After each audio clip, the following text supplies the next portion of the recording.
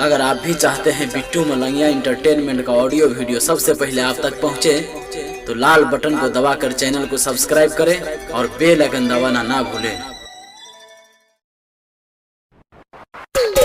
Presented by Bittu Malangia Entertainment.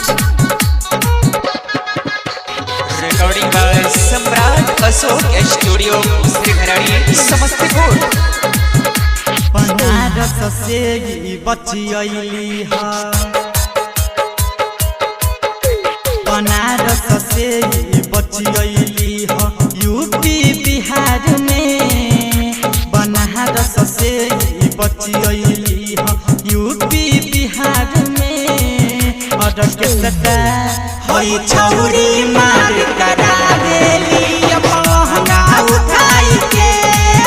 होई छौरी मार करा देली अपना उठाई के। बनारस से बचियली हा, यूपी बिहार में। बनारस से बचियली हा, यूपी बिहार में। और के सदा होई छौरी मार करा देली अपना उठाई के। होई छौरी मार करा देली अपना उठाई के। बनारस से बचियली हा। DJ Bittu Malangia, DJ Bittu Malangia, Madhubani,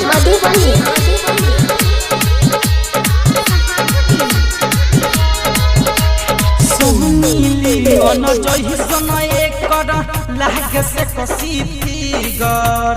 लहिका बुढ़ावा जे देखेला कहेला या बैधा।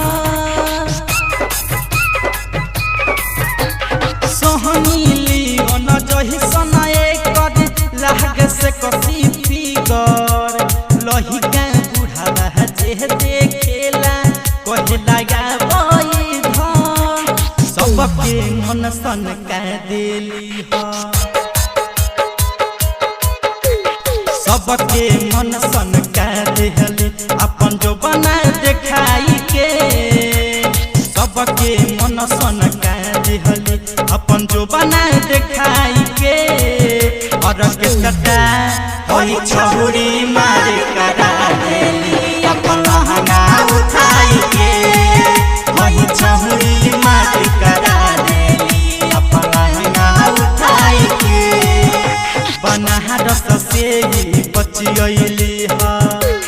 DJ Bittu Malangia, DJ Bittu Malangia, Madhubani,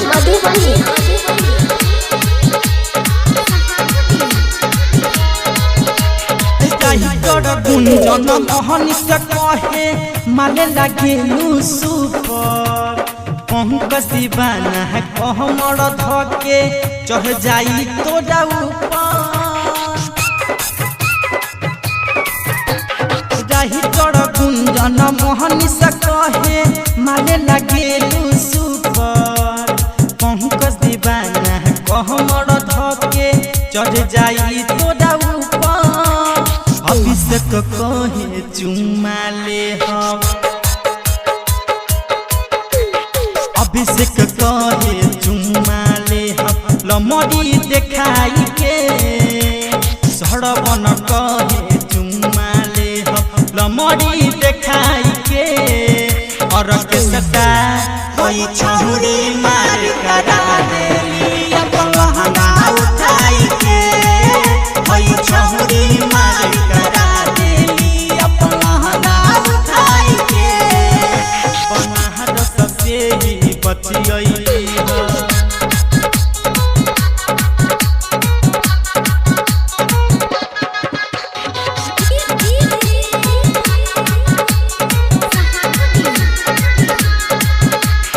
Presented by Bittu Malangia Entertainment.